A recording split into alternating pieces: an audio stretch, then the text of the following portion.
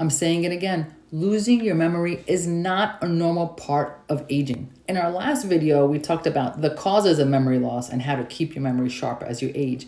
But there's one more important concept we really need to talk about to understand why we have memory loss. There's a term I want you to know. It's called mental pruning. Mental pruning is our brain's natural way of getting rid of neurons that we don't need.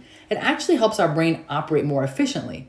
However, as we age, it starts to work against us. What happens is, as we age, we tend not to take on new projects and new challenges. We don't usually learn a new language or a new skill. Most of us fall into a routine, go to the same place, get coffee at the same place, take a walk at the same place, kind of sort of do the same thing. And what happens is that sends a message to our brain that says, hey, we don't really need these other parts of our brain that we don't use all the time. The brain starts to prune the neurons. All those neurons that we need to learn those new tricks, they get pruned. And one day we finally sit down and say, I want to learn something new. And it is very, very hard because those constant pruning of the parts of the brain that we don't use can lead to memory loss and cognitive decline over time. And then it's harder for us to learn something new.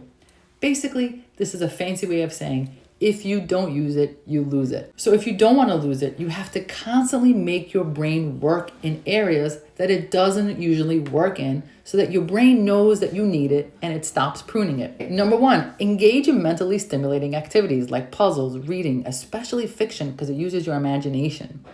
2, learn a new skill. This is the best time to learn a new language. Even do one of those TikTok dances that you think are really hard to do. Try it. It can actually wake up your brain. You may feel silly, no one's looking. It's really good for your brain. Learn a new instrument.